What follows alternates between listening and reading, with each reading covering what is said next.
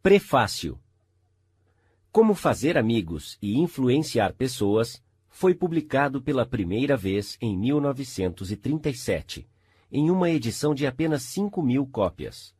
Nem Dale Carnegie, nem os editores, Simon e Schuster, anteciparam mais do que esta venda modesta. Para o seu espanto, o livro se tornou uma sensação da noite para o dia, e uma edição após outra foi publicada para satisfazer a demanda pública. Como Fazer Amigos e Influenciar Pessoas tomou o seu lugar na história da publicação como um dos best-sellers internacionais de todos os tempos. Ele tocou um nervo e preencheu uma necessidade humana. Foi mais do que um fenômeno caprichoso dos dias após a Grande Depressão, conforme evidenciado pelas suas vendas contínuas e ininterruptas até os anos 80, quase meio século mais tarde. Dale Carnegie costumava dizer que era mais fácil fazer $1 milhão do que inserir uma frase na língua inglesa. Como Fazer Amigos e Influenciar Pessoas se tornou essa frase, citada, parafraseada, parodiada, usada em inúmeros contextos, de caricaturas políticas a romances. O livro em si já foi traduzido para quase todas as línguas escritas conhecidas. Cada geração descobriu uma nova faceta e a achou relevante. O que nos leva a uma pergunta lógica. Por que revisar um livro que provou e continua a provar o seu chamariz vigoroso e universal? Por que mexer com o sucesso? Para responder a estas perguntas, é importante saber que o próprio Dale Carnegie foi um revisor incansável de seu trabalho durante toda a sua vida. Como Fazer Amigos e Influenciar Pessoas foi escrito para ser usado como um livro acadêmico em seus cursos sobre discursar eficientemente e relações humanas, e é usado nestes cursos ainda hoje. Até a sua morte em 1955, ele aprimorava e revisava o próprio curso continuamente, para que pudesse ser aplicado à evolução das necessidades de um público sempre em crescimento. Nenhum outro foi tão sensível às correntes de mudança da vida moderna quanto Dale Carnegie. Ele sempre melhorava e aprimorava os seus métodos de ensino. Atualizou o seu livro sobre discursar eficientemente várias vezes. Se tivesse vivido mais, ele mesmo teria revisado Como Fazer Amigos e Influenciar Pessoas para melhor refletir as mudanças no mundo, desde os anos 30. Muitos dos nomes de pessoas famosas no livro, bem conhecidas na época de sua primeira publicação, não serão mais reconhecidos por muitos dos leitores ou ouvintes de hoje. Certos exemplos e frases parecem incomuns e antiquados em nosso clima social, como aqueles encontrados em um romance vitoriano. A mensagem importante e o impacto geral do livro foram enfraquecidos até certo ponto. O nosso objetivo, portanto, nesta revisão, é esclarecer e reforçar o livro para o leitor moderno, sem mexer com o conteúdo.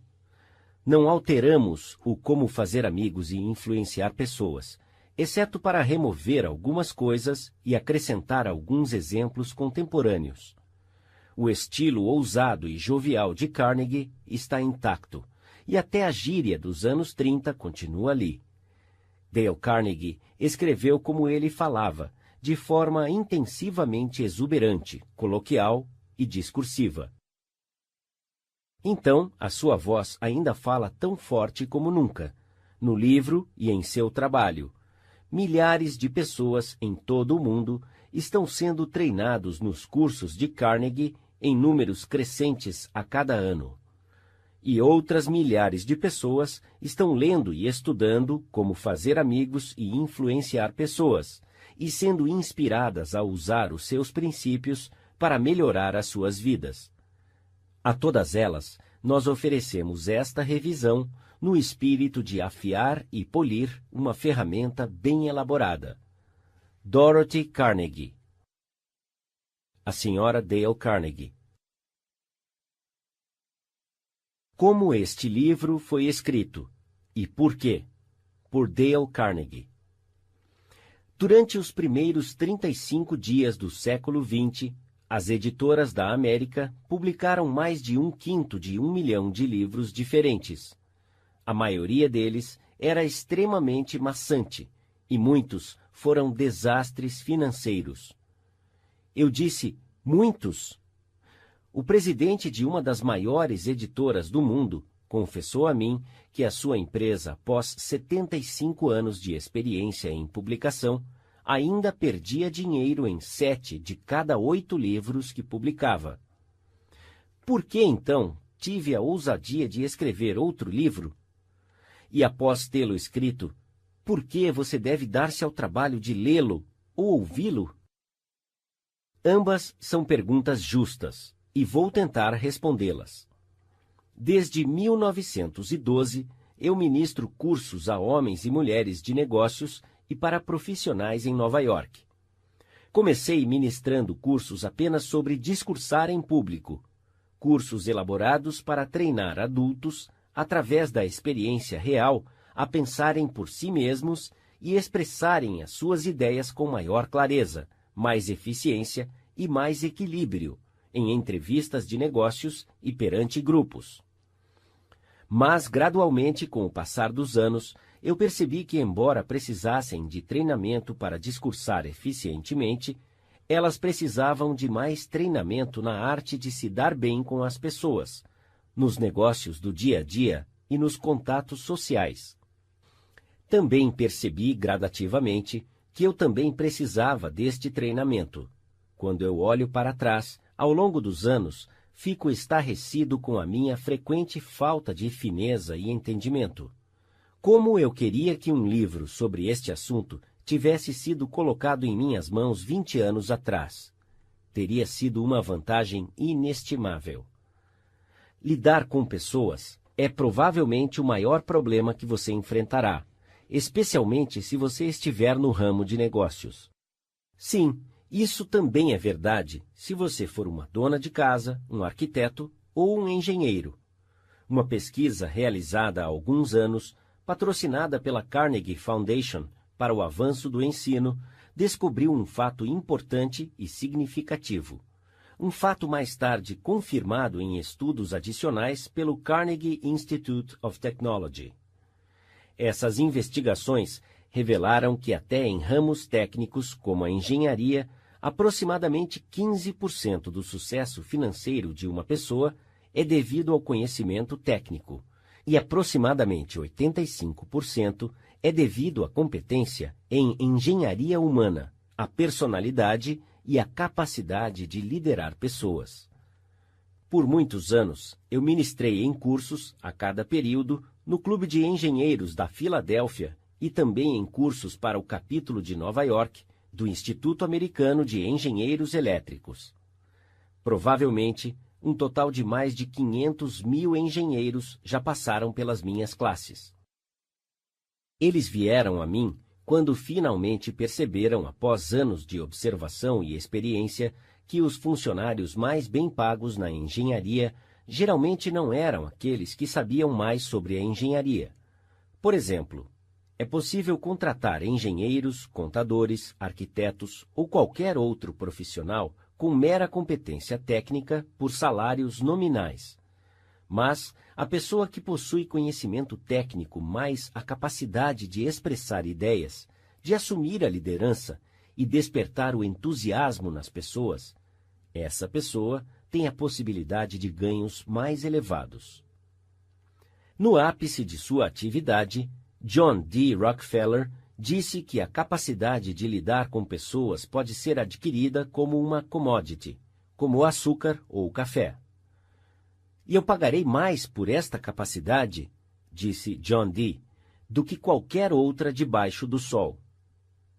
Você não acha que todas as universidades da Terra iriam ministrar cursos para desenvolver a capacidade de mais alto preço debaixo do sol?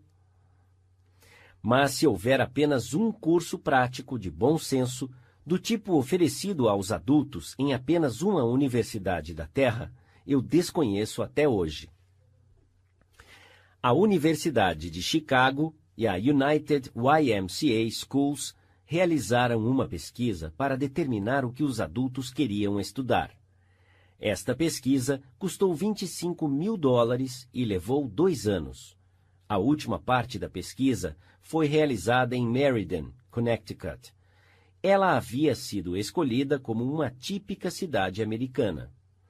Cada adulto em Meriden foi entrevistado e solicitado a responder a 156 perguntas.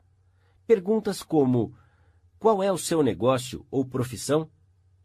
Qual é o seu grau de instrução? Como você passa o seu tempo livre? Qual é a sua renda? Quais são os seus passatempos? As suas ambições? Os seus problemas? Que assuntos você estaria interessado em estudar? E assim por diante. Esta pesquisa revelou que a saúde é o primeiro interesse dos adultos, e o seu segundo interesse são pessoas.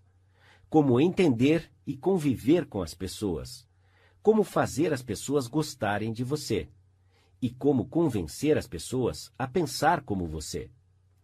Então, o comitê que estava realizando a pesquisa resolveu oferecer este curso aos adultos em Meriden. Eles procuraram diligentemente por um livro acadêmico prático sobre o assunto, e não encontraram nenhum. Finalmente, abordaram uma das autoridades com excelência em educação para adultos e perguntaram se ele conhecia algum livro que satisfaria as necessidades deste grupo. Não, ele respondeu. Eu sei o que estes adultos querem, mas o livro que eles querem nunca foi escrito. Eu sabia, por experiência, que esta afirmação era verdadeira, porque eu mesmo procurei durante anos por um manual prático e funcional sobre relações humanas. Já que não existia nenhum livro, eu tentei escrever um, para utilizar nos meus cursos. E aqui está. Espero que você goste. Em preparação para este livro, eu li tudo o que pude encontrar sobre o assunto, em colunas de jornal, artigos em revistas, registros do Fórum Familiar, textos de velhos filósofos e novos psicólogos. Além disso, eu contratei um pesquisador para passar 1 ano e meio em várias bibliotecas, lendo tudo que eu havia omitido, passando horas lendo livros espessos e eruditos sobre psicologia, aprofundando-se em centenas de artigos de revistas, procurando, através de inúmeras biografias, verificar como os grandes líderes de todas as idades lidaram com pessoas. Nós lemos as suas biografias. Nós lemos as histórias sobre as vidas de todos os grandes líderes, desde Júlio César a Thomas Edison. Eu me lembro que nós lemos mais de 100 biografias somente de Theodore Roosevelt. Estávamos determinados a não poupar nenhum tempo, nenhuma despesa, para descobrir todas as ideias práticas usadas por qualquer pessoa através dos anos para fazer amigos e influenciar pessoas.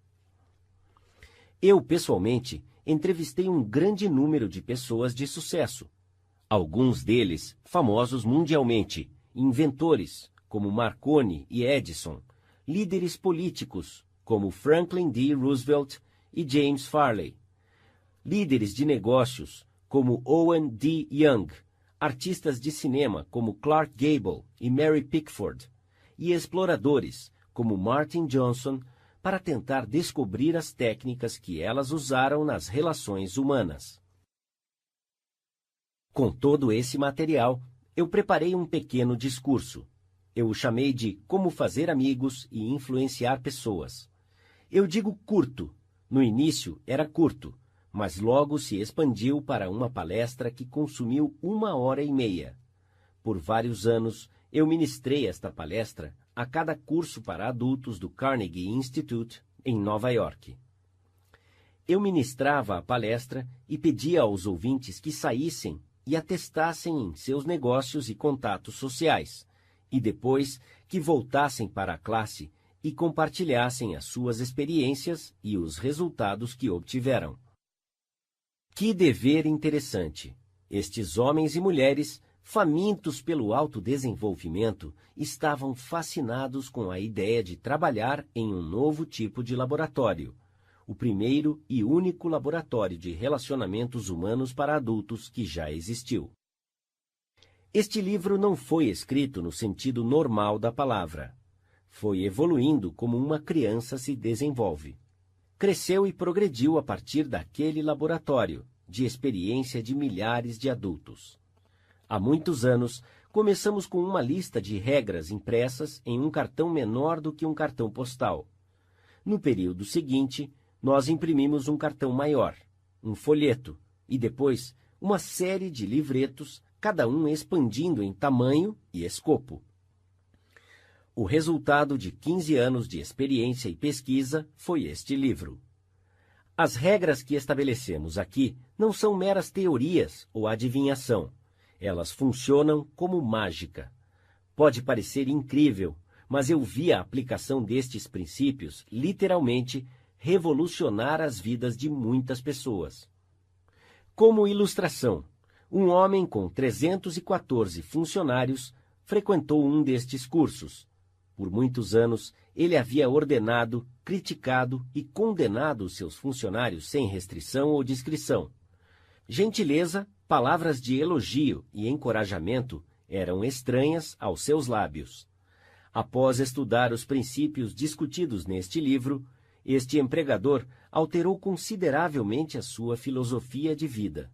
Agora, a sua organização está inspirada numa nova fidelização, um novo entusiasmo e um novo espírito de trabalho em equipe. 314 inimigos haviam se transformado em 314 amigos. Como ele disse em um discurso na frente da classe, quando eu caminhava em meu estabelecimento, ninguém me cumprimentava. Na verdade, os meus funcionários desviavam o olhar quando viam que me aproximava. Mas agora eles são todos meus amigos, e até o porteiro me chama pelo meu primeiro nome. Este empregador obteve lucros maiores, mais lazer e, o que é infinitamente mais importante, ele encontrou muito mais felicidade em seus negócios e em seu lar. Inúmeros vendedores aumentaram as suas vendas consideravelmente mediante o uso destes princípios. Muitos abriram novas contas que anteriormente haviam solicitado em vão. Executivos receberam mais autoridade, autonomia e um salário maior. Um executivo relatou um grande aumento de salário porque ele aplicou estas verdades. Outro, um executivo da Philadelphia Gas Works Company, foi notificado que seria rebaixado de posto aos 65 anos de idade por causa de sua agressividade e de sua incapacidade de liderar pessoas competentemente. Este treinamento não apenas o salvou de ser rebaixado, mas o promoveu com um salário maior. Em inúmeras ocasiões, os cônjuges, convidados ao banquete oferecido no final do curso, me contaram que os seus lares estavam mais felizes desde que as suas esposas ou os seus maridos iniciaram este treinamento. Muitas vezes, as pessoas ficam surpreendidas com os novos resultados que alcançam. Tudo parece mágica. Em alguns casos, em seu entusiasmo, eles me telefonaram em casa no domingo, porque não conseguiam esperar 48 horas para me contar sobre as suas realizações durante a sessão regular do curso. Um homem foi tão impactado pela palestra sobre estes princípios que ele ficou até altas horas da noite discutindo-os com outros membros da classe. Às 3 da manhã, os outros foram embora, mas ele foi tão despertado pela percepção de seus próprios erros, tão inspirado pela visão de um mundo novo e mais rico, abrindo as portas para ele, que não conseguiu dormir. Ele não conseguiu dormir naquela noite, ou no dia seguinte, ou na noite seguinte. Quem era ele? Um indivíduo ingênuo e sem treinamento, pronto a se entusiasmar com qualquer nova teoria que surgia? Não, completamente o oposto. Ele era um marchand muito sofisticado, um homem conhecido na cidade, que falava 3 idiomas fluentemente e que se havia graduado em 2 universidades europeias. Enquanto eu estava escrevendo este capítulo, recebi uma carta de um alemão da velha escola, um aristocrata cujos antepassados haviam servido por gerações como oficiais profissionais do exército sob os Hohenzollerns. A sua carta, escrita de um navio transatlântico a vapor, contava sobre a aplicação destes princípios e quase se erguia como um fervor religioso.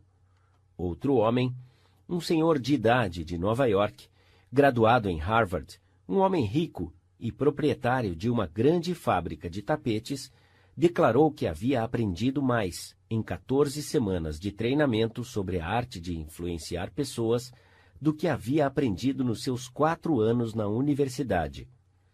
É um absurdo? É engraçado? Fantástico! É claro, você tem o privilégio de desprezar esta afirmação com qualquer adjetivo que você quiser. Eu estou meramente relatando, sem comentários, uma declaração feita por um graduado de Harvard, conservador e eminentemente bem-sucedido, em um discurso público para aproximadamente 600 pessoas no Clube Yale de Nova York, na noite de quinta-feira, 23 de fevereiro de 1933. Comparado ao que deveríamos ser, disse o famoso professor William James de Harvard, estamos somente meio acordados. Estamos fazendo uso de apenas uma pequena parte de nossos recursos físicos e mentais. Ampliando esta afirmação, o ser humano, portanto, vive enclausurado dentro dos seus limites. Ele possui poderes de vários tipos que normalmente não usa. Poderes que você normalmente não usa. O objetivo central deste livro é ajudá-lo a descobrir, desenvolver e fazer o melhor proveito de todos estes ativos, que estão dormentes e inutilizados. Educação, disse o Dr. John G. Hibben, ex-presidente da Universidade de Princeton, é a capacidade de enfrentar as situações da vida. Se após concluir os 3 primeiros capítulos deste livro, você não estiver um pouco mais equipado para enfrentar as situações da vida, então eu considerarei este livro como um desastre total para você. Porque o grande objetivo da educação, disse Herbert Spencer, não é conhecimento, mas ação. E este é um livro de ação. Dale Carnegie, 1936. 9 sugestões sobre como aproveitar melhor este livro. 1. Se você desejar tirar o maior proveito deste livro, há uma exigência indispensável, um ponto essencial, infinitamente mais importante do que qualquer regra ou técnica. A não ser que você tenha este requisito fundamental, 1000 regras sobre como estudar terão poucos resultados. E se você tiver este dote básico, então você obterá maravilhas sem ler quaisquer das sugestões sobre como tirar o maior proveito de um livro. Qual é este requisito mágico? Simplesmente o desejo profundo e ardente de aprender, uma determinação vigorosa para aumentar a sua capacidade de lidar com pessoas. Como você pode desenvolver tal compulsão? Lembrando-se constantemente sobre como estes princípios são importantes para você.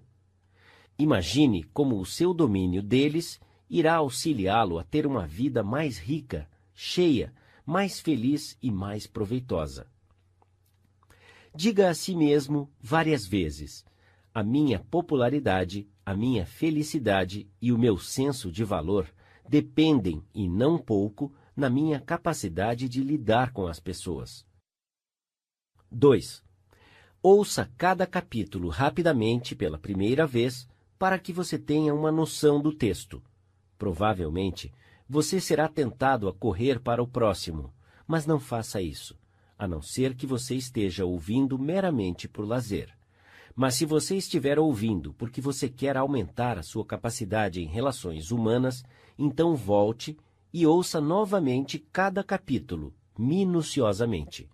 Em longo prazo, isso significa que você poupará tempo e obterá melhores resultados. 3. Pare frequentemente em sua audição para meditar sobre o que está ouvindo. Pergunte a si mesmo sobre como e quando você pode aplicar cada sugestão. 4. Ouça com um bloco de papel, lápis ou caneta à mão. Quando ouvir uma sugestão que acha que pode usar, anote-a. E se for uma sugestão de 4 estrelas, destaque-a com 4 asteriscos. Isso facilitará uma rápida revisão depois. 5. Conheci uma mulher que fora gerente de escritório para uma grande seguradora por 15 anos. Mensalmente, ela lia todos os contratos de seguro que a sua empresa havia emitido naquele mês. Sim, ela lia muitos dos mesmos contratos, mês após mês, ano após ano. Por quê? Porque a experiência havia lhe ensinado que esta era a única forma dela manter as suas provisões claramente em sua mente.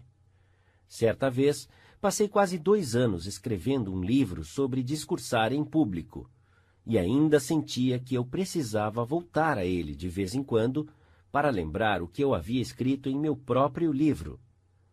A rapidez com que nós esquecemos é surpreendente. Então, se você quiser ter um benefício verdadeiro e duradouro deste audiolivro, não é suficiente ouvi-lo uma vez e rapidamente. Após ouvi-lo minuciosamente, você deve passar algumas horas revisando-o todo mês. Guarde-o em sua mesa, na sua frente, todo dia. Dê uma olhada nas anotações ou ouça-o frequentemente. Continue sempre a se impressionar com as ricas possibilidades de desenvolvimento que são iminentes. Lembre-se que o uso destes princípios se tornará habitual somente mediante uma campanha contínua e vigorosa de revisão e aplicação. Não há outro jeito. 6. Bernard Shaw disse certa vez: se você ensinar algo a um homem, ele nunca vai aprender. Shaw estava certo. A aprendizagem é um processo ativo. Nós aprendemos fazendo. Então, se você deseja dominar os princípios que está estudando neste livro, faça algo a respeito. Aplique estas regras sempre que puder. Isso se você não esquecê-las rapidamente. Somente o conhecimento que você usa permanece em sua mente. Você talvez encontre dificuldade em aplicar estas sugestões em todo o tempo. Eu sei porque eu escrevi o livro, e eu ainda encontro dificuldade em aplicar tudo o que eu defendo aqui. Por exemplo, quando você está descontente, é mais fácil criticar e condenar do que tentar entender o ponto de vista da outra pessoa. É mais fácil encontrar uma falha do que elogiar. O normal é falar sobre o que você quer, e não sobre o que a outra pessoa quer, e assim por diante. Então, quando você ouvir este livro, lembre-se que você não está apenas tentando adquirir informações. Você está tentando formar novos hábitos. Ah, sim, você está tentando uma nova forma de vida. Isso exige tempo e persistência, e aplicação diária. Então, consulte este audiolivro frequentemente. Considere-o como um manual de trabalho sobre relações humanas. E sempre que você for confrontado com algum problema específico, tal como lidar com uma criança, convencer o seu cônjuge quanto ao seu modo de pensar, ou satisfazer um cliente irritado, hesite em fazer a coisa natural, a coisa impulsiva. Isto normalmente não dá certo. Ao invés disso, consulte este texto e revise as suas anotações. Depois, tente estas novas maneiras e observe a mágica que elas farão por você. 7. Ofereça ao seu cônjuge, seu filho ou algum colega de trabalho 50 centavos ou R$ 1 cada vez que ele ou ela te pegar violando certo princípio. Considere isto como um jogo sobre o domínio destas regras. 8. Certa vez, o presidente de um banco importante de Wall Street descreveu, em um discurso na frente de uma das minhas classes, um sistema altamente eficiente que ele usava para o autodesenvolvimento. Este homem tinha um pouco de escolaridade formal. Mesmo assim, ele havia se tornado um dos maiores financistas da América e confessou que devia grande parte de seu sucesso à contínua aplicação de seu sistema feito em casa. É isto que ele faz. Vou tentar expressar o que ele disse da melhor forma possível. Durante anos, eu mantenho uma agenda onde se encontram todos os compromissos que tenho durante o dia. A minha família nunca fazia planos para mim nas noites de sábado, porque sabia que eu devotava uma parte da noite de sábado para o processo de iluminação, para a autoanálise, revisão e avaliação. Após o jantar, eu saía sozinho, abria a minha agenda e pensava sobre todas as entrevistas, discussões e reuniões que tive durante a semana. Eu me perguntava, que erros eu cometi desta vez? O que eu fiz certo? E de que forma eu poderia ter melhorado meu desempenho? Que lições eu posso aprender com esta experiência? Geralmente, descobria que esta revisão semanal me deixava muito infeliz. Frequentemente, eu me surpreendia com as minhas próprias gafes. É claro, com o passar dos anos, essas gafes se tornaram menos frequentes. Às vezes, eu ficava inclinado a me dar um tapinha nas costas, após uma destas sessões. Este sistema de autoanálise, autoeducação continuada, ano após ano, fez mais por mim do que qualquer outra coisa que já tentei. Ajudou-me a melhorar a minha capacidade de tomar decisões e me ajudou grandemente em todos os meus contatos com pessoas. Eu altamente recomendo. Por que não usar um sistema parecido para averiguar a sua aplicação dos princípios discutidos neste livro? Se você assim fizer, você terá 2 resultados. Primeiro, você estará dedicado a um processo educacional que é intrigante e inestimável. Segundo, você descobrirá que a sua capacidade de encontrar e lidar com pessoas irá aumentar consideravelmente. 9. Você deverá manter um caderno no qual você deve registrar as suas vitórias na aplicação destes princípios. Seja específico, insira nomes, datas e resultados. Manter tal registro irá inspirá-lo a se esforçar cada vez mais. E estas anotações vão parecer fascinantes quando você consultá-las em alguma noite daqui a alguns anos.